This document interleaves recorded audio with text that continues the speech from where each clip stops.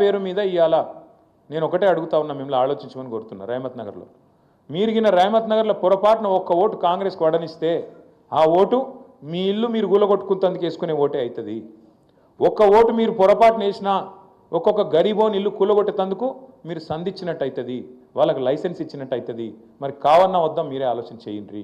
ఇది మీ సమస్యనో నా సమస్యనో కాదు, నగరంలో ఉండే అందరి సమస్య. మీరు చూస్తున్నారు, హైడ్రా అనేది పెద్ద పెద్ద ఇంట్లో పెద్దోళ్ళ ఇంటి మీదకి పోదు. రేవంత్ రెడ్డి అన్నగాడు ఇక్కడనే ఉంటాడు, తిరుపతి రెడ్డి అని, దుర్గం చెరువు పక్కకు నీళ్ళల్లో కట్టిండి ఇల్లు FTLలో, ఆడికి మాత్రం పోదు హైడ్రా. ఎందుకు? ముఖ్యమంత్రి అన్న కదా, పోతే ఉద్యోగం పోతుంది కదా, ఆడికి పోదు. ఆడికి పోతుంది, రహమత్ నగర్ పోతుంది, బోరబండ పోతుంది, యూసఫ్గూడ పోతుంది, షేక్పేట పోతుంది, ఎర్రగడ్డ పోతుంది. మీ దగ్గర ఉండే బస్తీలకు మాత్రం బరాబర్ వస్తుంది. కులగొడితే పేదవాడిని అడిగేటోడేవాడు? గోపన్న లేడు కదా, గోపన్న ఉంటే బరాబర్ వచ్చి అడ్డం నిలబడుతుండే. గోపన్న లేడు కదా, ఇక అడిగేటోడు ఎవడున్నాడు? మేము చూసుకుంటాం, జూబ్లీస్ దున్ని పారేస్తాం అనే దాంతో పైసలు కొడతాం, అవసరమైతే ఆఖరికి ఓటుకి ఇంత కొడితే గరీబ్ గాళ్ళు మాకేయిపోతే ఎవరికెత్తారు అనే ధైర్యము ఇలా కాంగ్రెస్ వాళ్ళు ఆ ధీమాతో ఉన్నారు.